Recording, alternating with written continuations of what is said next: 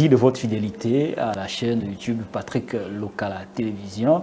Le discours sur l'état de la nation du président de la République Félix Antoine Tshisekedi Tshilombo continue de défrayer la chronique en République démocratique du Congo. Les commentaires vont montrer de part et d'autre si pour le membre de l'opposition politique le discours a été un raté, un chapelet, des intentions teintées de beaucoup de démagogie, un discours complètement déconnecté de la réalité. Ce n'est pas de l'avis d'Augustin Kabouya qui pense que même un enfant de maternelle est à même d'assimiler les discours majestueux et éloquents du président de la République qui d'ailleurs s'est montré très optimiste par rapport à l'avenir du pays, mais aussi aux réalisations qu'il a enregistrées tout au long de ces 4 dernières années.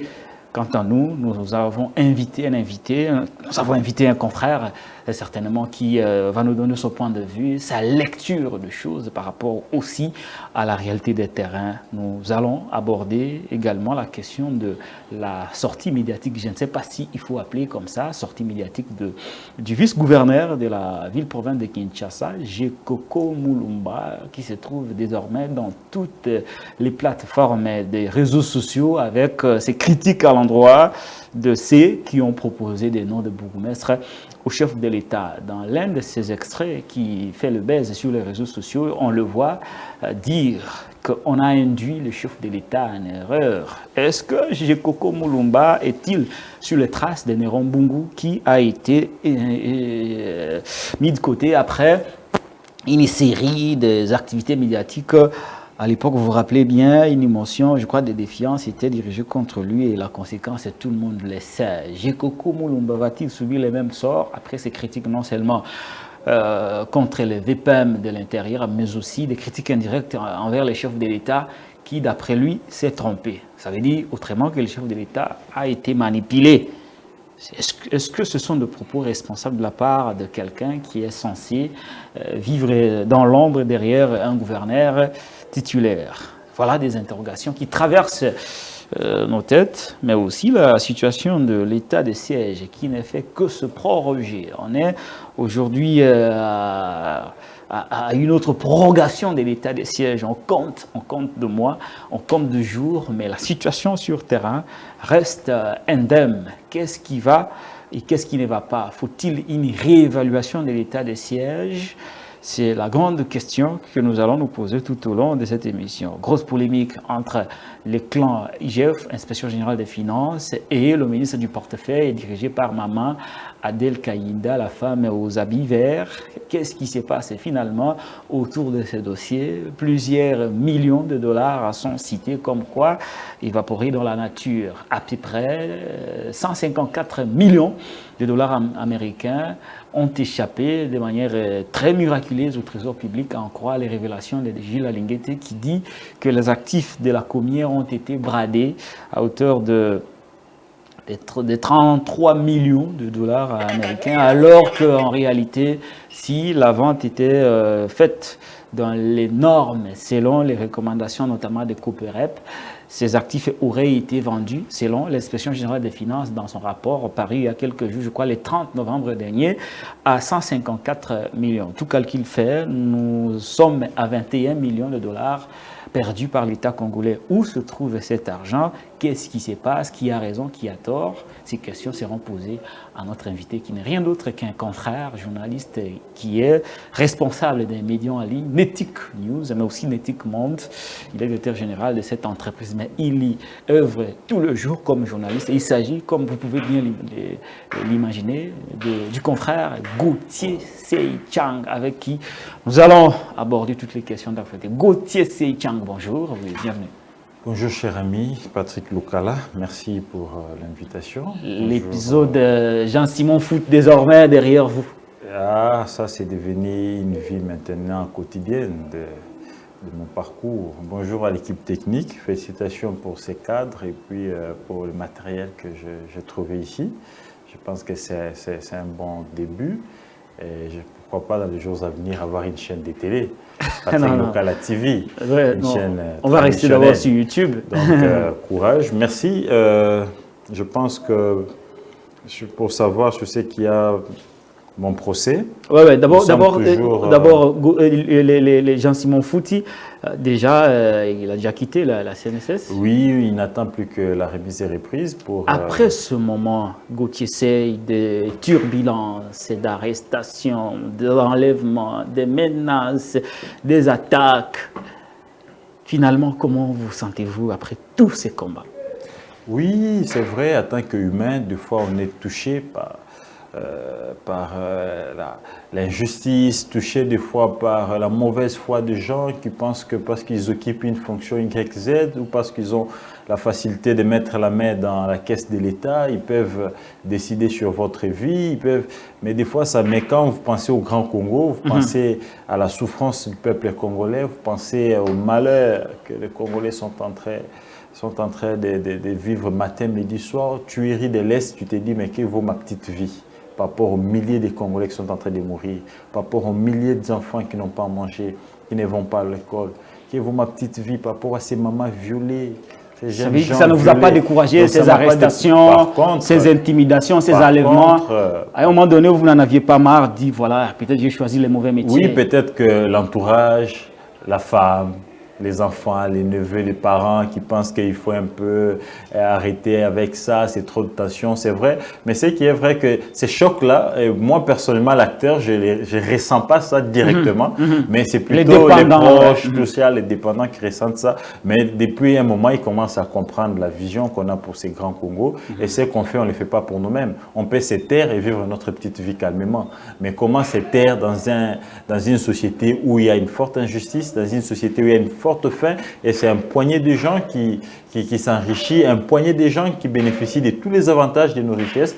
Je pense que en tant qu'un vacciné, en tant qu'un descendant de Lumumba, de Mosé Laurent Désiré Kabila, nous continuons à mener ces combats. Et d'ailleurs, c'est ça même le rôle d'un journaliste, c'est d'informer, de dénoncer et puis d'aider ceux qui sont aux affaires, d'avoir la bonne information pour agir. Et aussi à l'opinion, qui est les souverains primaires, d'être informés de ce que ces dirigeants sont en train de faire. Très bien. Où en êtes-vous avec les dossiers au niveau du Tripé?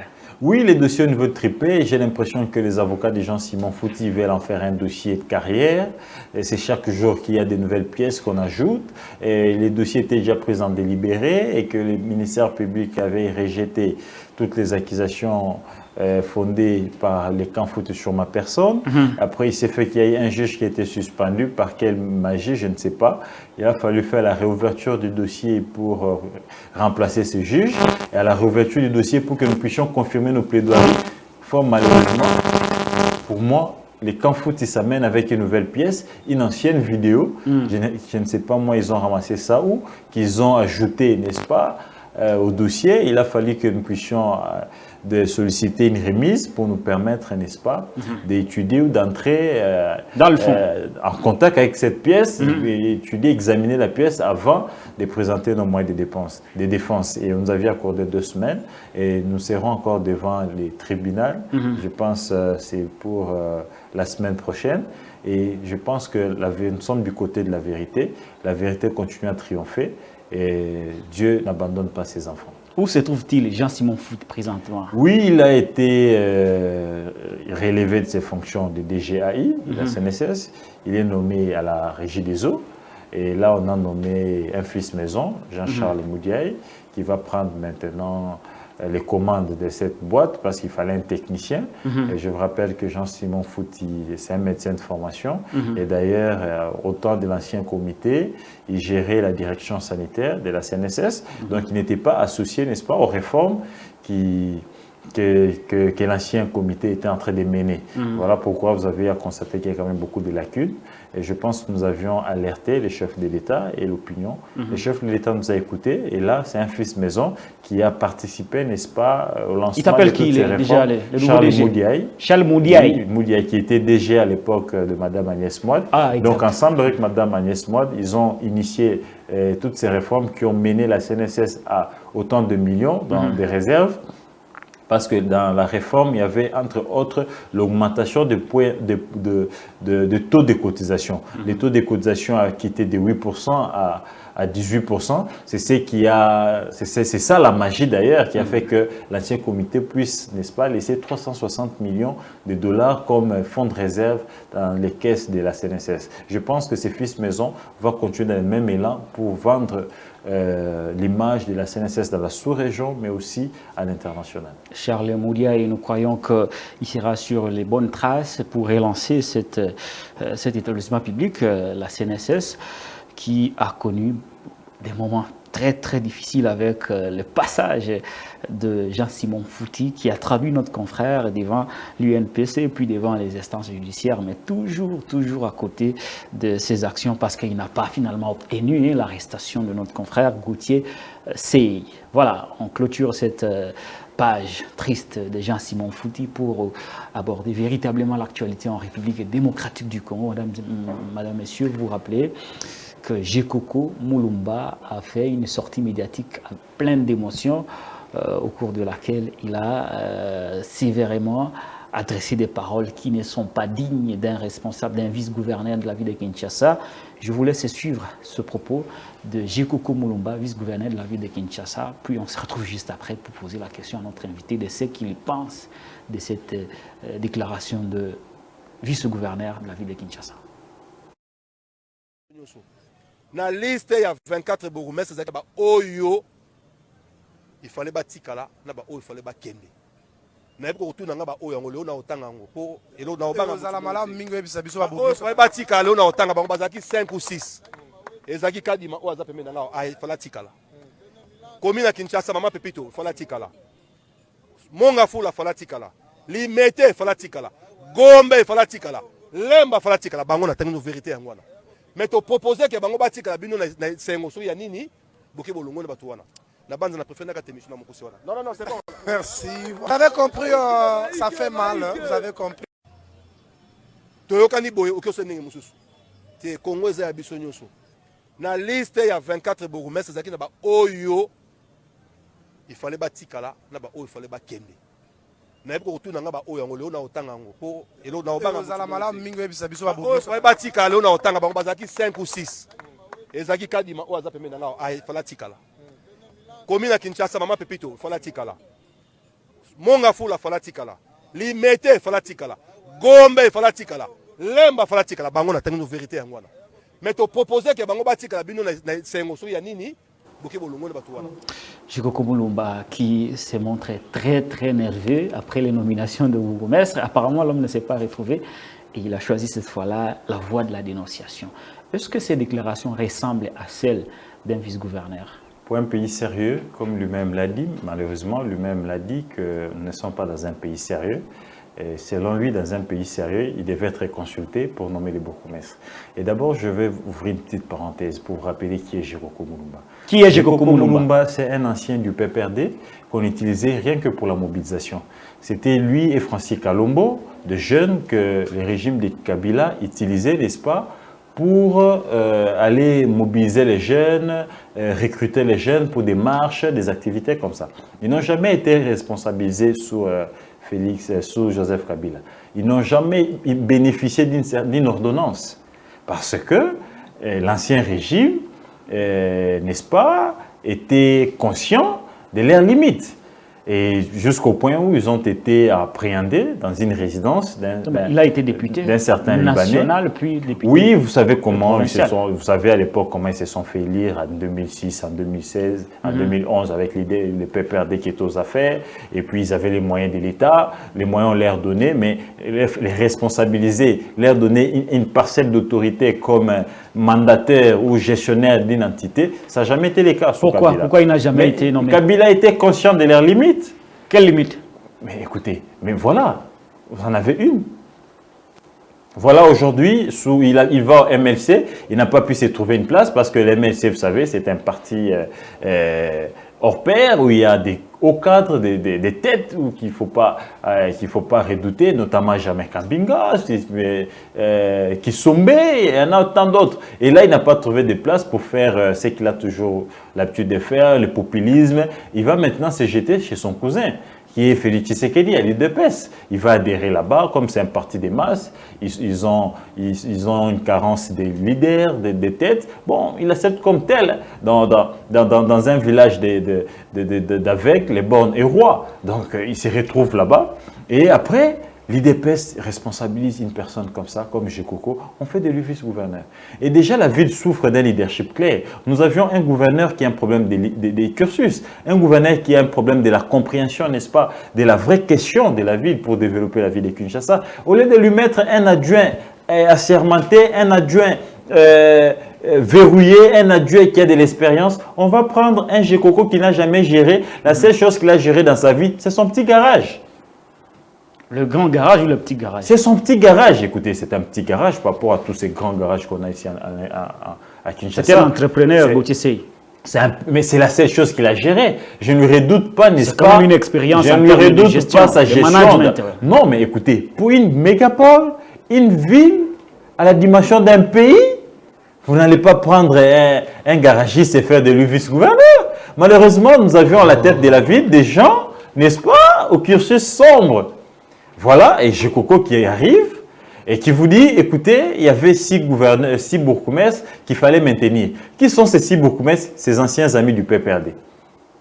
Les transhumants du PPRD, qui se font passer aujourd'hui pour membres de l'Union sacrée, les pro-Tshisekedi. Ceux qui ont acclamé Kabila hier. Ceux qui ont mis des gens en prison, qui ont blessé des gens, qui ont vandalisé des gens, qui ont brutalisé des gens pour Kabila. Aujourd'hui, ce sont des Tshisekedistes. Et ce sont ces gens-là qui ont fait 15 ans, 10 ans. Et pour Jekoko, c'est une carrière. Il faut faire 30 ans comme beaucoup. Voilà la compréhension. Est-ce qu'on ne peut pas quand même consulter la ville de Kinshasa à travers ses dirigeants? Je base de quel texte? Jekoko vous parle en l'air. Il vous parle, je ne sais pas s'il a confondu, n'est-ce pas, les villes brequins, c'est pas moi avec des segments d'un moteur de la voiture. C'est quoi ça? Ça explique quoi tout ça? C'est quelle disposition est-ce que Jekoko peut nous dire quel est le texte qui dit qu'il doit être consulté? Et plus grave, il vous dit, dans un pays sérieux, ça va consulter quand même Bisso Batoto-Gérard. Donc, en d'autres termes, il veut nous amener dans une jungle. Comme lui-même ne comprend rien, il ne comprend pas comment fonctionnent, n'est-ce pas, les ETD, et là, il a sa propre compréhension. Il veut maintenant emballer toute la ville dans ça. Les textes sont clairs là-dessus. La loi de 1957. Sur les entités territoriales et décentralisées, et qui est révisée, n'est-ce pas, en 1998. Il faudrait qu'il y ait élection des conseillers communaux. Et ce sont les conseillers communaux qui votent, n'est-ce pas, qui élisent les bourgmestres. Et au moment où il n'y a pas élection, c'est les ministres, n'est-ce pas, qui a la sécurité et la territoriale. Ministre de l'Intérieur. Voilà. Qui propose au chef de l'État, n'est-ce pas, les bourgmestres et les chefs. Là où il fallait passer par lui aussi. Lui, ce n'est pas le ministre qui a la territoriale sous sa charge. Il fallait qu'on les consulte. Mais où est le texte? On devait le consulter où? Où est le texte? Ça, il ne maîtrise pas les textes. Et c'est quelqu'un comme ça que l'Union sacrée nous a donné comme vice-gouverneur. Donc, vous voyez, et quand vous voyez maintenant la réaction du côté du VPM de l'intérieur, vous voyez que c'est la vengeance. Du côté du PPM, ils vous disent, on vous rappelle qu'Ngobila avait désigné des bourgmestres sans consulter la hiérarchie. Là, vous n'avez pas décrié l'irrégularité. Et maintenant que lui aussi les fait, vous décriez. Donc, pour Acelo Okito, c'est la vengeance qu'il a eu sur Ngobila, qui hier a proposé ses amis du PPRD sans les consulter. Et quand vous lisez, vous décryptez bien les dires de Jekoko, vous comprenez ici que Jekoko a naboulé à COP. Il choisit 6 communes. Et des communes où il y a des enjeux stratégiques. Commune de Kinshasa. Commune de Kinshasa, où il y a une partie des Zando. Barumu, où il y a aussi Zando. Il vous parle de la commune de Limité, où il y a les entrepôts, où il y a tous ces Chinois, où il y a tout. Et Gombe, je vous rappelle que c'est là où il a été appréhendé avec Francis Kalum, dans la parcelle d'un Libanais ou d'un Indien, si je ne me trompe pas. Il faisait quoi? Non, mais selon cet Indien-là, les images sont sur la toile, on les a attrapés, ils étaient en train de faire du chantage. Qu'on leur donne de l'argent. Et c'est cette commune-là qui choisit, Gombe, Limité. Mongafla, où il y a des terrains. On peut vendre des terrains matin, midi, soir, parce qu'il y a encore de l'espace de ces côtés-là. il choisit aussi Barumbu. la commune de Barumbu. Donc vous comprenez, l'intention de Godempo et plutôt de, excusez-moi, de Jekoko, je ne vais pas lui prêter les intentions, mais suivez mon regard. Pourquoi seulement ces communes juteuses? Pourquoi n'a-t-il pas réclamé la commune la commune par exemple de Makala, d'Engaba? Pourquoi seulement ces 6 communes? Et des communes où on a des gens comme Bébé Climatiseur, un transhumant du PPAD qui a fait plus de 10 ans. On a Kadima qui a fait plus de 10 ans. Ce n'est pas une carrière, monsieur. C'est une fonction politique. Et plus on fait longtemps, plus on n'a plus d'initiative. Attends, arrêtons-nous ça. Arrêtons cette histoire. Donc, pour moi, Jekoko, ce n'est pas un homme d'État, les émotions et les sentiments. Et pour les journalistes que nous sommes, Jekoko doit être sanctionné. Vous avez vu un manque de respect aux confrères qui lui posaient des questions? Et monsieur Sili, il s'en va. Là, sécher le micro. Il est incapable de se maîtriser, de maîtriser ses émotions, jusqu'au point de manquer du respect au chevalier de la plume, qui n'avait que pour micro pour lui poser des questions. Est-ce que c'est ce chevalier de la plume-là qui a demandé au chef de l'État? Quelle émotion, mon cher ami? Il était énervé. Quand on est un homme d'État, on n'agit pas avec des sentiments. Et les questions qu'on lui posait, c'était des questions qui intéressaient les Kinois. Et non des questions pour sa propre famille ou pour son petit garage. Mais il est un peu sous émotion, vous comprenez? Mais mon cher ami, quand on est sous émotion, alors on ne répond pas aux questions. On peut même quitter l'émission poliment.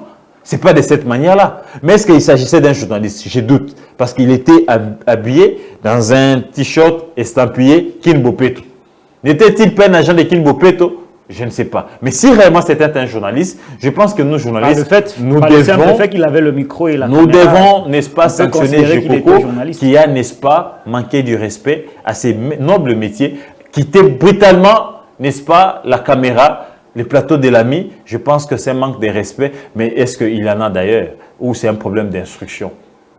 Très bien. Mais quelles sont les conséquences politiques de ces déclarations de Jekoko Moulumba? Parce que c'est quand même extrêmement grave lorsque, dans un extrait, j'ai suivi ça, il dit, voilà, on a induit le chef de l'État en erreur. Est-ce qu'on peut induire un chef d'État en erreur? Les conséquences politiques, politiquement, il a traité la RDC d'un pays non sérieux. Donc, le chef de l'État et toutes ses institutions ne sont pas sérieux. D'après Jekoko Moulumba. D'après Jekoko Moulumba. Deuxièmement, sa tutelle, il a manqué du respect à sa tutelle. Qui? Bokebo assez le ministre de l'Intérieur. Bokebo yoka bo sabi na bino na mboka. Boya ko imposer biso c'est que na sentiment ni bokebo longola bato. Ça donc en d'autres termes, il nous dit que Asselo a présenté une liste des copains copines au président de la République de Bourgmestre. Donc ici la légèreté, n'est-ce pas, d'Asselo de traiter la question des territoriales, de la territoriale. Donc là Asselo doit se sanctionner. Et troisième sanction politique, Jekoko a traité la République démocratique du Congo d'un pays moins sérieux. Nabamboka sérieux, il faut quand même qu'on consulte Bissobao. Donc, Nabamboka moins sérieux, de la gangtérisme, les ministres Asselo a fait du gangtérisme avec les chefs de l'État pour nommer des bourgmestres parce que l'on ne l'a pas consulté. Donc là, vous sentez, pas un homme de l'État qui parlait, un homme d'État qui parlait, c'était plutôt un cousin chef de l'État qui était en train de parler. Donc c'est comme s'il était dans la parcelle de Félix de Tiens Tshisekedi et il parlait à son cousin. Voilà la confusion. Le mal de responsabiliser les frères et sœurs. Ah, quand vous parlez des cousins là, moi je ne comprends rien. Mais Jekoko est cousin chef de l'État. Moulumba là, c'est un nom de la famille du chef. Ah, il est cousin, donc il est cousin, il est parenté au chef de l'État. Voilà pourquoi il s'est permis de dire ce qu'il a dit là sur la place publique. C'est que Ngobila ne peut pas oser dire. Là, il ne le dit pas comme vice-gouverneur, mais il le dit en tant que membre. Vous n'avez pas vu les émotions et les sentiments qui l'ont emporté? S'il était à la place de Ngobila, qui n'a aucun lien familial avec les chefs d'État, vous voyez Ngobila dire ça? Ngobila s'est plaint parce qu'on a coupé aussi l'herbe au pied. Parce que c'est sur ces bourgmestres-là qui reposait son parti ACP. La plupart de ces bourgmestres étaient membres de l'ACP. C'était d'ailleurs ces bourgmestres qui mobilisaient et qui cotisaient. Est-ce que la déclaration de Jekoko Moulumba a été boutiquée avec Gentini Ngobila? Fort possible. Parce que selon mes sources, Gentini ne cesse de se plaindre aussi en coulisses. Il accuse d'ailleurs le secrétaire général de l'IDPS d'avoir, n'est-ce pas, cautionné ou de l'avoir, n'est-ce pas, d'avoir n'est pas tenu compte de sa liste. Il s'est plaint en privé, mais parce qu'il n'a pas de lien familial. Il ne peut pas oser, n'est-ce pas, dire ce que Jekoko a dit. Et d'ailleurs, c'est une occasion pour le chef de l'État de taper du poing sur la table. Jekoko doit être sanctionné. Les ministres de l'Intérieur doivent sanctionner Jekoko. Vous y croyez vraiment quelqu'un qui vous présentez comme quelqu'un qui accuse le pays, quelqu'un qui accuse le pays d'être un pays moins sérieux, quelqu'un qui n'est-ce pas, qui traite toutes les institutions de la République d'être moins sérieuses. Quelqu'un qui vous dit que le ministre de l'Intérieur, le VPM de l'Intérieur, il ne sait pas sur base de quel sentiment il a n'est-ce pas, remplacé ces 6 bourgmestres que lui voulait faire maintenir. Quelqu'un qui veut qu'on ait induit les chefs de l'État en erreur, les chefs d'État qui a tous les services pour traiter les dossiers.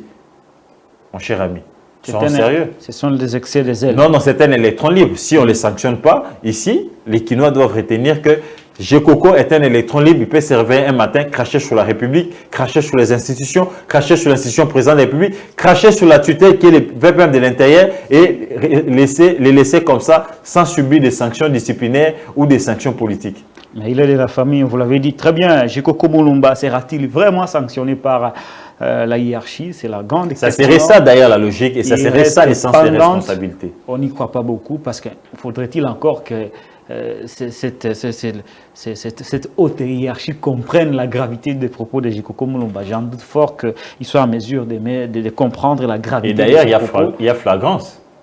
Si on était dans un pays sérieux où la justice... Vous reprenez voilà pourquoi j'en appelle, oui. Si réellement nous sommes dans un pays sérieux, ne sommes pas dans un pays moins sérieux comme l'a dit Jekoko, et que nous avions un procureur général de la République, il est temps de convoquer Jekoko. Parce que là, il a jeté l'opprobre sur toute une république. Très bien, merci beaucoup Gauthier Sey par rapport à cette situation de Jekoko Mulumba. On va voir ce que l'avenir va nous réserver sur ces déclarations de Jekoko Mulumba contre la République, contre les chefs de l'État, contre le VPM de l'Intérieur. Ces gens-là ont-ils vraiment le pouvoir de les sanctionner? Est-ce que ces relations biologiques avec le président de la République ne seront pas un obstacle par rapport aux sanctions qui doivent être prises contre Jekoko Mulumba? Et on a oublié un point. Il a aussi menacé les partis présidentiels de quitter. Ah, il a menacé les partis. Il a moi la PPD pendant que PPD a fait. Et je n'étais pas chômeur. Ah! Qu'est-ce que ça insinue ces dires-là? En d'autres termes, il veut dire, moi je suis prêt à vous quitter. Parce que j'ai quitté le PPD, j'étais député, mais j'ai abandonné les postes au niveau provincial, au niveau national, je suis parti. Et je suis aussi prêt à quitter l'IDPS, abandonner votre poste de gouverneur. Donc là, il est important qu'au niveau du parti, au niveau de la République, que Jekoko soit au moins sanctionné sur le plan disciplinaire et sur le plan politique. S'ils ne les font pas, que vous attendez complaisance. Cette sanction? Ça sera exactement quoi la sanction? Ce que j'attends par les sanctions sur le plan disciplinaire, c'est-à-dire que les partis doivent les rappeler à l'ordre. Ce que j'attends sanctions sur le plan politique, il doit être soit sanctionné de ses fonctions. C'est-à-dire, le ministre le VPM de l'Intérieur doit prendre une décision où il sanctionne Jekoko pendant un moment de ne pas, n'est-ce pas, engager la ville. Et où est l'Assemblée provinciale, l'APK? Non, il en a le pouvoir. Je vous rappelle que dans ce pays, on a rappelé Richard Mouyej. Depuis qu'il a été rappelé par le ministère de l'Intérieur, il est toujours gardé ici. Dans ce pays, comment il s'appelle les frères de Kabila? Zoé a été rappelé avant que la motion arrive. Il y a une jurisprudence. Mouyej est encore gouverneur jusqu'à ce jour. Il n'a jamais été... C'est là parce qu'ils ont refusé d'adhérer à l'Union sacrée. Alors, c'est lui qui a manqué du respect au régime. Pourquoi de la famille? Comment voulez-vous qu'il soit? Mais il a jeté l'opprobre sur la République. Qu'est-ce que vous voulez, mon cher? On va voir entre la République et la famille. Et on attend aussi l'homme à 15 diplômes, Godin Poy. Les profs. Les profs d'initier une action parlementaire contre Jekoko. Parce qu'un gouverneur, ils l'ont fait avec... avec Nerombungu. Et c'est que Jekoko a dit, c'est plus grave. Jekoko s'est attaqué au chef de l'État. Et plutôt, Nerombungu s'était attaqué à son titulaire. Et là, l'Assemblée provinciale s'est levée. Ils ont initié une motion. Automatiquement, ils ont fait partir Nerombungu. Et là, il a jeté l'opprobre sur l'institution présidente de la République et sur le VPM de l'Intérieur. Il est temps que les députés provinciaux et sur le parti présidentiel, il est temps que le VPM de l'Intérieur s'élève, que les députés provinciaux s'élèvent, qu'ils puissent initier une motion. C'est pas moi incidentielle, de censure, c'est pas moi de défiance. Mais au moins une sanction. Au moins que Jekoko puisse, n'est-ce pas, éclairer l'opinion sur ce qu'il attend par pays sérieux, ce qu'il attend par Bakeko, ça la liste n'a pas sentiment ni on a induit les chefs de l'État. Qu'est-ce qu'il attend par ça? Au moins qu'on soit éclairé. Très bien, merci beaucoup Gauthier Sey. On va quitter ce dossier pour aborder celui de la Cominière. Qu'est-ce qui se passe entre d'un côté, l'inspection générale des finances qui a pondu un rapport dans lequel elle a fait état d'un bradage des actifs de la Cominière de 154 millions de dollars à 33 millions de dollars. Et en plus, Gilles Alinguete a ajouté que ces 33 millions de dollars américains ont été bouffés. Donc, il n'y a pas de suite. De l'autre côté, du ministère de portefeuille, on rejette toutes ces accusations qu'on qualifie de non fondées. Gauthier C, vous êtes un journaliste chevronné, vous maîtrisez le traitement de gros dossiers. Vous avez certainement jeté un œil sur les rapports de l'IGF. Vous avez également lu les différentes déclarations ou les sorties médiatiques du clan Adel Kaïnda. Où se trouve finalement la vérité dans cette affaire de la Cominière dont on parle du bradage des actifs miniers? Ce qui m'étonne d'abord, cher Lokala, c'est l'agitation qu'il y a du côté du camp d'Adel Kaïnda. Je me pose la question, pourquoi cette agitation? J'ai lu quand même, j'ai essayé de lire les rapports de l'IGF et les rapports de consortium des ONG qui travaillent dans les secteurs de mines, où on parle, n'est-ce pas, du bradage de 15%, n'est-ce pas, de départ de la Cominière qui est une entreprise publique. Et puis, on parle que ces bradages a été occasionné par la bénédiction, n'est-ce pas, de la tutelle, qui est le ministère du portefeuille en 2021. Et qui était ministre du portefeuille, c'est Mme Adel Kaïnda. Et je vous rappelle qu'elle est aussi diaconesse à l'ECC. Diaconesse à l'ECC, c'est une servante de l'Éternel. Et curieusement, l'IGF rend public ses rapports et il y a l'agitation d'un côté. Et Madame n'arrête pas de s'agiter pour essayer de se laver dans l'opinion et puis essayer de vendre son côté femme de performance, femme stable, femme qui ne peut pas se laisser tremper dans des détournements, dans des histoires comme ça. Et maintenant, la dame est entrée ici, n'est-ce pas, de brandir les documents qui sont censés être connus dans un circuit étatique sur la place publique. Nous avions maintenant l'administration dans la rue. Je vois des amis et certains membres de son cabinet avec des documents. Des fardes en train de les brandir sur les réseaux sociaux. Je me pose la question, mais est-ce que cette dame se rend compte qu'elle est en train, n'est-ce pas, ici, de commettre encore une autre faute administrative? Des documents qui ne sont pas censés être connus du grand public. Elle met ça sur la place publique. Voilà le régime de Félix Tshisekedi. L'administration est aujourd'hui dans la rue. Dans la rue. C'est pas possible. Je vois les documents de la banque. Je vois les anciens. Elle va même jusqu'au point de sortir les anciens documents qui sont aujourd'hui rejetés par, n'est-ce pas, l'ancien ministre des Mines, M. Kouete, qui est un homme respectueux des textes, respectueux de l'administration. Qui ne peut pas se permettre. Contester non, mais écoutez, certaines lettres de on brandit un ancien document où il y a une entreprise qui est actionnaire chez Cominière qui a eu à proposer d'acheter les parts à 15 milliards. Un document qui date de 2 ans. Donc l'affaire a évolué jusqu'à 2021. Un document qui est de 2018, 2019 si je ne me trompe pas. Mais l'affaire peut évoluer. Si hier on a proposé 15 millions, après 2 ans, après 2 ans, on peut proposer autant. Mieux que ça, ouais. Où est le problème? Et c'est ça, le document que le camp Adel est en train de brandir partout, essayer de se laver. Mais ces documents les clouent encore. Mon cher ami, le document est clair. La note de Adel Kaïnda est claire, où elle autorise, n'est-ce pas, à la Cominière de céder les 15% ou à 33 millions, quelque chose de dollars. Le document est clair. C'est elle la tutelle, n'est-ce pas, de la Cominière. La Cominière est une entreprise étatique où il y avait 90% pour la Cominière et 10% pour la CNSS. Madame écrit au PCA de cette entreprise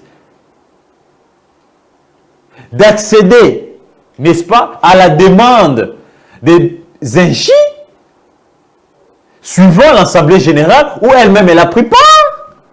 Où elle motive, j'ai jamais vu un accusé de réception, cher ami, où on est en train de motiver même l'accusé de réception. Où elle motive d'ailleurs, elle donne même la position d'autres, n'est-ce pas, actionnaires comme AVZ. Dans une lettre d'accusé de réception. Dans une lettre d'accusé AVZ, ils n'ont pas donné leur position, on ne doit pas continuer à les attendre. Je vous demande, je vous accorde ou je vous autorise d'accéder à la demande de vendre ces parts à 33 millions de dollars. N'est-ce pas, c'est là le bradage. N'est-ce pas, c'est sa bénédiction. Et entre-temps, elle ne devait pas, n'est-ce pas, autoriser la vente de ces 15 milliards toute seule. Il y a sa collègue, n'est-ce pas, de mine, qui a aussi une mainmise, n'est-ce pas, dans cette entreprise. Quand ces conseillers, quand ces techniciens ont travaillé dans cette affaire, ils ont compris qu'il y avait bradage. Selon les estimations, il devait arriver à 151 millions. 154. 154 millions, excusez-moi. Ne pouvait pas se vendre à 33 millions parce qu'il s'agissait du lithium, mon cher ami. C'est les minéraux du moment. C'est les minéraux stratégiques pour avoir des batteries électriques. Et le monde est aujourd'hui tourné vers la République démocratique du Congo. Et la cominière avait déjà des réserves, n'est-ce pas, qui pouvaient vendre à 154 millions de dollars pour faire gagner à la République de l'argent.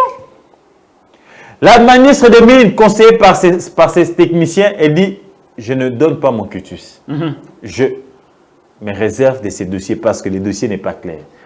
Je ne sais pas par quelle motivation Madame la ministre va donner son quitus. La lettre, elle existe. J'ai d'ailleurs tweeté cette lettre. Et maintenant que ce rapport est clair, déposé à qui de droit pour que, n'est-ce pas, AVZ, Cominière, où il y a déjà les DG et les financiers qui sont en prison, si je ne me trompe pas. Le DG est en prison. Les DG en prison, les financiers portés disparus.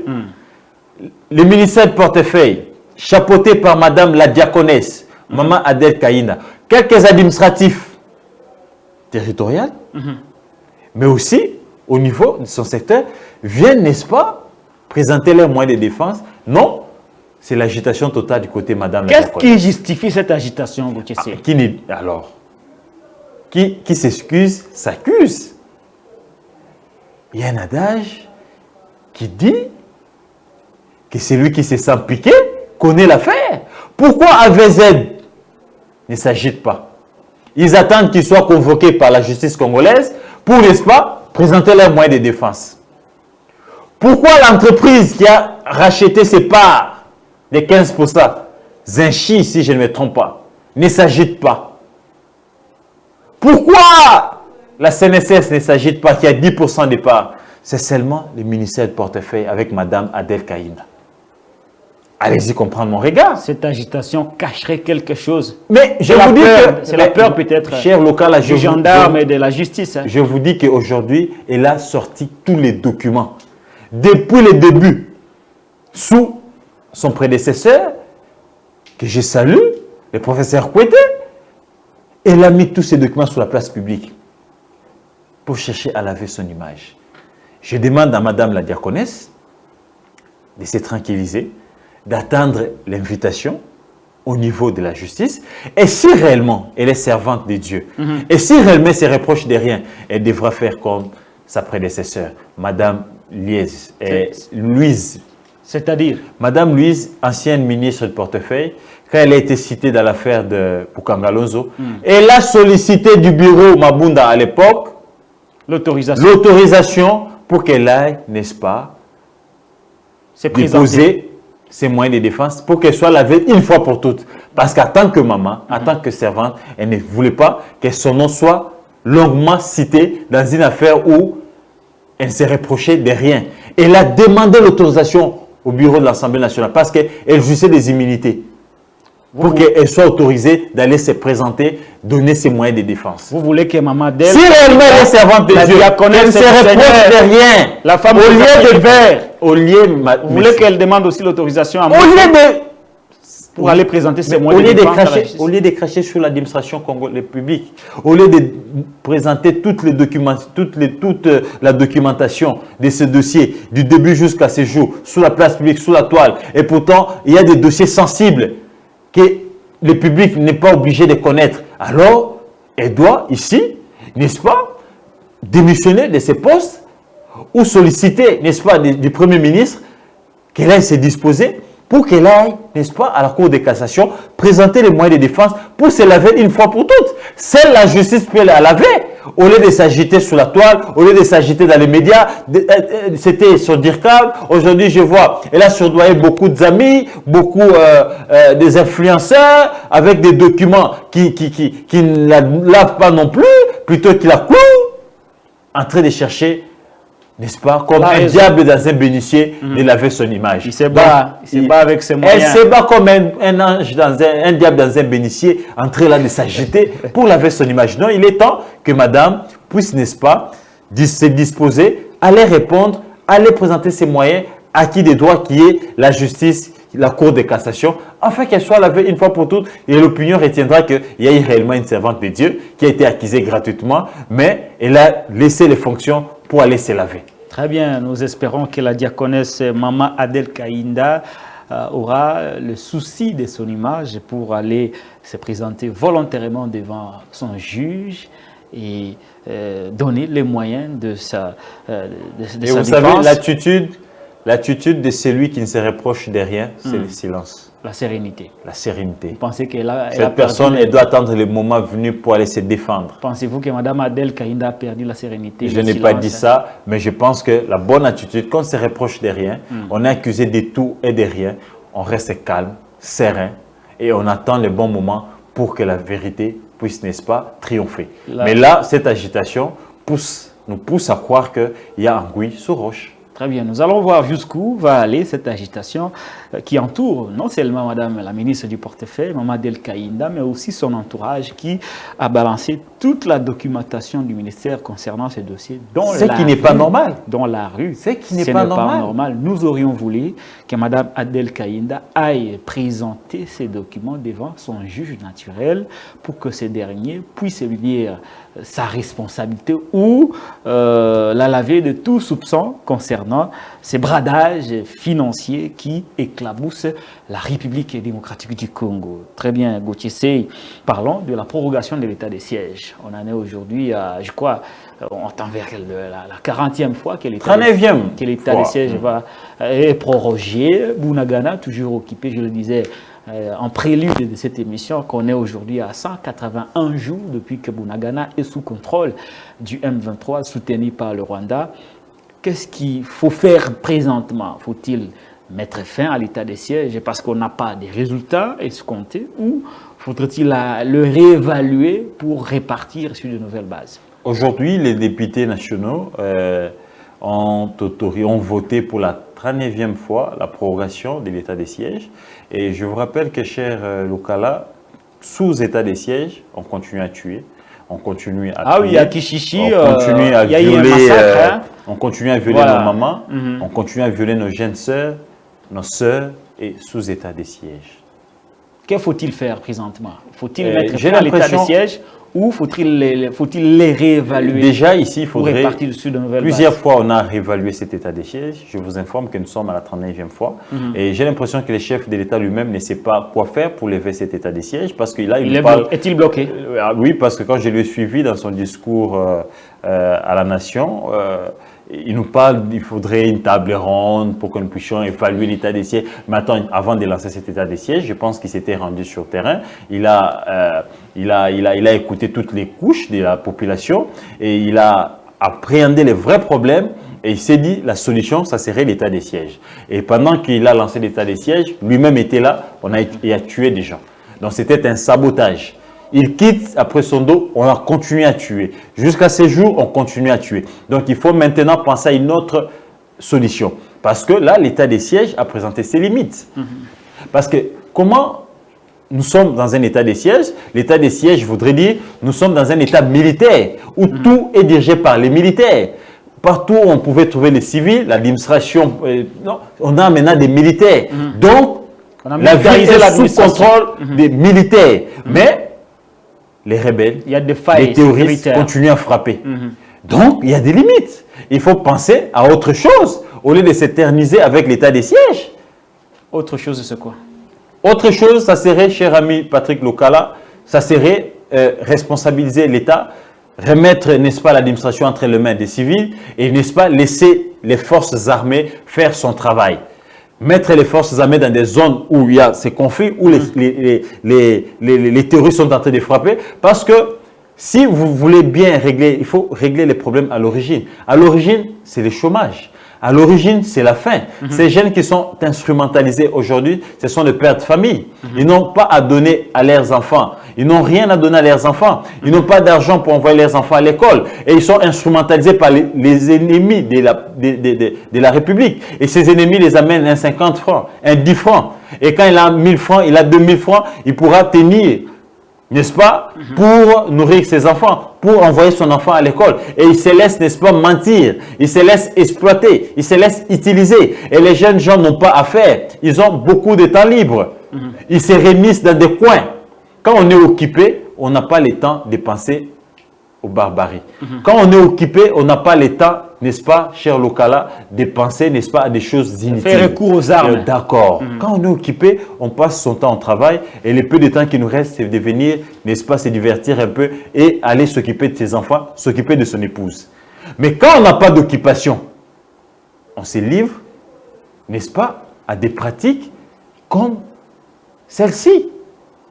Des pratiques barbares, des pratiques de tuerie, parce qu'on a besoin d'avoir un petit rien pour nouer les débuts du mois. Donc, ici, il faudra que l'État joue son vrai rôle. Et d'autre part, c'est aussi les conflits communautaires. Les tribus ne s'attendent pas. Les communautés ne parlent pas le même langage. Tout simplement parce que les politiques ont reçu, n'est-ce pas, à s'aimer la division au sein des communautés. Les politiques qui sont au niveau national. Quand vous avez telle communauté, a un frère, une sœur qui est aux côtés du chef de l'État, qui est dans les cercles de décision, il essaye, n'est-ce pas, de pistonner que ses frères. Il essaye, n'est-ce pas, de valoriser que sa communauté, au détriment des autres communautés. Et le seul moyen de se faire entendre par d'autres communautés, c'est la vengeance. C'est la barbarie. Pour que leur son de cloche soit aussi entendu par, n'est-ce pas, Kinshasa. Il faut ici qu'on ait des autorités, des hommes d'État, des hommes qui ne travaillent pas pour des tribus, qui ne travaillent pas pour leur communauté, mais des hommes qui travaillent, n'est-ce pas, pour la province, mais pour le pays. C'est que je parle de l'Est, il n'y a pas longtemps, ça s'est reproduit ici à Lodja, où il y a des gens qui se sont brûlés, où il y a des gens qui ont brûlé les villages, qui se sont entrés dedans, où des cases ont été brûlées parce que tel est des Mende, l'autre est des Moïse Kanga, tel est des Koto, ils s'entrent dedans. Et quoi? Ce sont des guerres de positionnement. Et ils sont instrumentalisés par la gestion, n'est-ce pas, de ces grands leaders qui sont à Kinshasa. Parce que lui n'a pas été nommé ministre, il va dire à son clan, écoutez, si je n'ai pas été nommé ministre, c'est à cause de Y. Et les clans de Y qui pensent qu'ils doivent leur survie à leur leader, ils vont menacer les autres. Votre leader a combattu les nôtres pour qu'ils ne soient pas. Et ces guerres ethniques, ces guerres clanistes, communautaires, ne facilitent pas les vivre ensemble. Ça aussi, c'est l'un des problèmes, des souches que le pouvoir doit avoir réglé. Donc, au-delà de la prise en charge de ces jeunes, au-delà de la responsabilité, le fait de responsabiliser ces jeunes, il y a ces côtés-là aussi, les vivre ensemble des communautés. Donc, il faut qu'il y ait un dialogue franc entre les communautés, entre les ethnies, entre les tribus, pour essayer de savoir. Hier, un Moulouba pouvait aller diriger Bas-Congo comme gouverneur. Nous l'avions connu. Ça ne pose pas de problème. Hier, un Congo pouvait aller diriger Nord Kivu. Un Katangais est allé mais aujourd'hui, c'est impossible. Je crois Charlemagne aussi. Aujourd'hui, c'est impossible. Est-ce qu'un Kassaïen peut devenir gouverneur au Lualaba? Non, ça sera un scandale. Au Katanga. Ça ne se fera pas. Donc, le vivre ensemble là n'existe plus. Pourquoi? Parce que hier, quand les Katanga avaient le pouvoir, c'était les pouvoirs des Katangais. Aujourd'hui, ce sont le Luba, c'est les pouvoirs de Luba. Les Luba font la loi. Hier, les Katangais faisaient la loi. Ça, nous devons bannir ça. Voilà, vous voulez qu'on ait quelqu'un au sommet de l'État? Donc, nous devons avoir un chef de l'État qui incarne réellement, impulser qui va incarner les valeurs de l'unité nationale. Un chef de l'État qui doit, n'est-ce pas, ici avoir un leadership charismatique qui ne pourra pas, n'est-ce pas, se résumer seulement dans sa propre tribu. Un chef de l'État qu'on verra être entouré de toutes les tribus, de toutes les provinces. Je vous rappelle les cas, par exemple, du feu Étienne Tshisekedi. Nous n'avions jamais connu un secrétaire général kassaïen. Lui-même était kassaïen. Kabound était kassaïen? Non, Kabound, il s'est attribué une fausse identité. Il s'est fait passer pour un Katangais. Kabound à Kabound, lui se faisait passer pour Kabound ou Kabound. Comme s'il était Katangais, comme il a plus évolué dans les Katanga. Dans les Katanga. Mais nous avions connu Jacques Chabani, nous avions connu beaucoup. S'il y a des secrétaires généraux kassaïens, on peut les citer au bout de doigt. Très bien. Donc c'était dans cet esprit-là de sauvegarder l'unité nationale. Pareil avec Mobutu. Mais c'est sous Kabila, fils, que nous avions commencé à voir cet esprit de tribalisme revenir dans les esprits des Congolais. Et après, ça s'est encore accentué avec empiré ou accentué avec l'arrivée de Félix Tshisekedi aux affaires. Nous avions les Wewa qui sont presque Kasaï qui font la loi aujourd'hui. Et j'apprends même qu'au Katanga, ils ont même l'air cachot. Ils ont même des parkings où ils perçoivent, eux, des taxes. Et ça, sous l'impuissance de Kaboula. Donc, ces messieurs-là doivent démissionner. Lui aussi. Très bien. On va finir, Gauthier C. Il parle du discours du chef de l'État sur l'état de la nation. Comment avez-vous apprécié ces discours? A-t-il été à la hauteur ou c'est un discours complètement déconnecté des réalités de notre pays? J'avais l'impression que j'avais affaire à un candidat qui est en train de solliciter, n'est-ce pas, un second mandat. Un second mandat un discours de campagne. Peuple congolais. J'avais l'impression que j'étais en face d'un pasteur qui était en train de me prêcher la foi, la conviction. J'avais l'impression que c'était un prêtre qui était en train de dire son homélie. Voilà, beaucoup de chapelets de bonnes intentions. C'était un chapelet de bonnes intentions, mais je n'ai pas senti les devoirs de redevabilité. Où c'était un chef qui nous disait, à part dans les secteurs de l'EPST, où j'ai senti que c'était vraiment un devoir de redevabilité, où les chiffres étaient avancés sur la gratuité et que l'enseignant primaire a quitté de 200 000, aujourd'hui, Lubumbashi Kinshasa avoisine déjà 461 000 francs congolais. Et que dans l'arrière-pays, l'enseignant touchait déjà, 401 000 francs, 401 000 francs congolais. Et que dans les jours à venir, le cap sera lancé à 500 000 francs congolais. Donc, c'est là où j'ai senti un chef de l'État qui était en train de rendre compte. Mais ailleurs, c'était les intentions. Pourquoi il y avait beaucoup d'intentions au lieu de donner des chiffres, comme vous dites? Parce qu'il n'y en avait pas. Il n'y en avait pas. Dans la santé, on vous dit, bon, la santé universelle. Mais attends, avec combien d'hôpitaux? Et je ne sais pas qui a déjà bénéficié de cette santé universelle. Les soins ne sont pas gratuits. Pour vous, les discours étaient la maternité gratuite. Elle est où? Je ne sais pas, les chefs de l'État, s'il y a un endroit ou un coin où ces conseillers ou ces gens ont dit que ça se faisait déjà. J'ai entendu parler, les chefs de l'État nous informaient des zones de conflit et des zones d'insécurité. Il nous dit au Ouélé, il y a un conflit communautaire. Il nous dit au Kassai, il y a un conflit communautaire. À Kwamout. Il nous parle au Katanga, les Kassaïens et les Katangais. Il nous parle à l'Est, il y a l'insécurité nous imposée par les M23, soutenue par les Rwandais. Mais les chefs ne nous ont pas dit les mécanismes pour remédier à ces conflits communautaires. À part du côté sécurité, où il a parlé de M23, où il y a les pourparlers. Il y a les résolutions plutôt de Nairobi, où il y a les désarmements, des mobilisations, tout ça. Ça au moins il en a parlé. Mais du côté conflit, à quoi monte? Depuis que les Tata Cardinal nous ont amené les rapports, le gouvernement est resté. Globalement, le discours était un raté.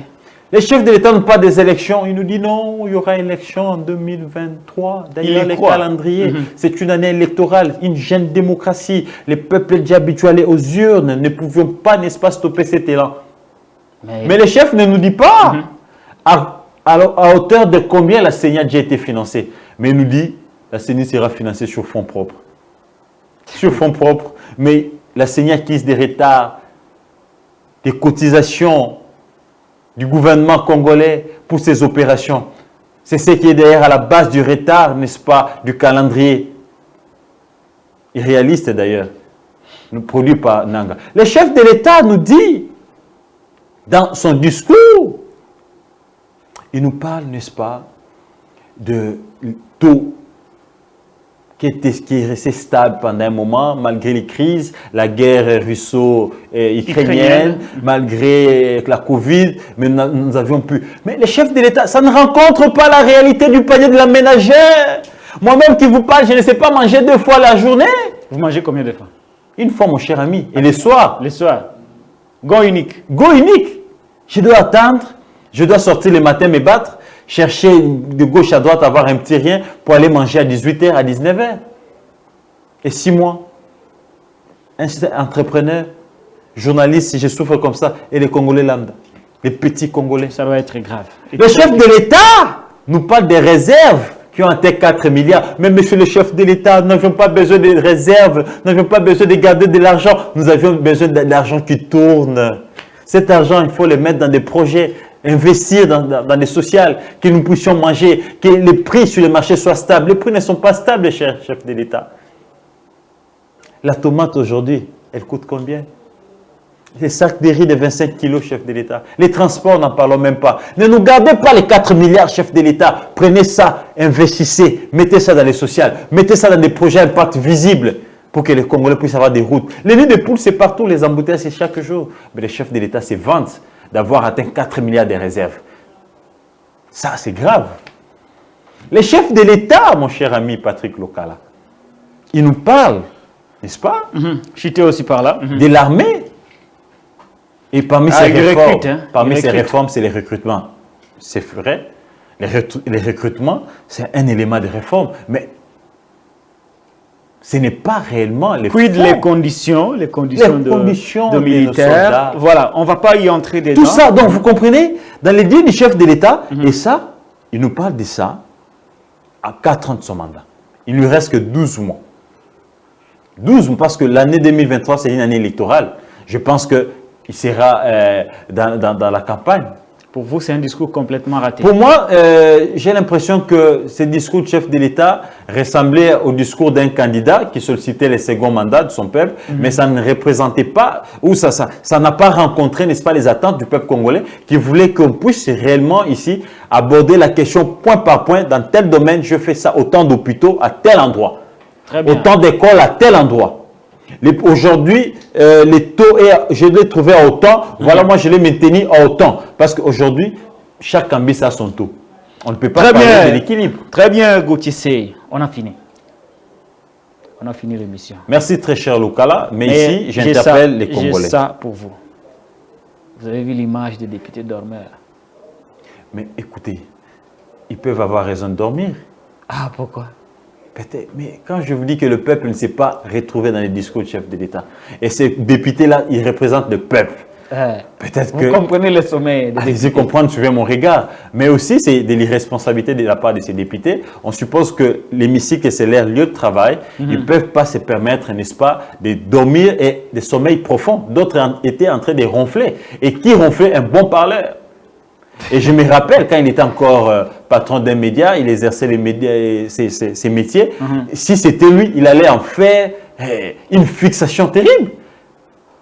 Très Donc, bien. vous comprenez que les députés que nous avions envoyés sont déjà affaiblis, d'autres par l'âge, d'autres par des problèmes. Ils ont autant de femmes, autant d'enfants. Ils ne savent pas s'occuper des problèmes du peuple. Et pourtant, ils devaient être attentifs, écouter les discours du chef de l'État pour, n'est-ce pas, critiquer ces discours et venir, n'est-ce pas, expliquer au peuple congolais ce qu'ils ont réellement compris. Voilà pourquoi vous allez vous rendre compte que depuis que les chefs ont parlé, il n'y a que nous les journalistes qui décortiquons ces discours. Les politiques sont presque déphasés parce que la plupart des députés, ils étaient dans un profond sommeil. Dernier message.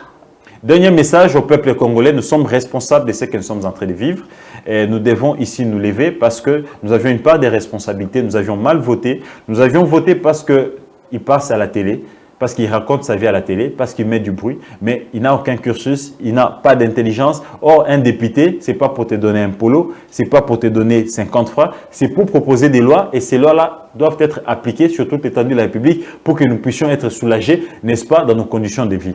Un député, c'est pour contrôler l'exécutif national, les ministres qui travaillent au quotidien, qui ont la gestion de nos vies au quotidien, les contrôler, dire aux ministres ici au Salim Malamte, au Salim Abe. Mais malheureusement, nous avions voté pour des polos.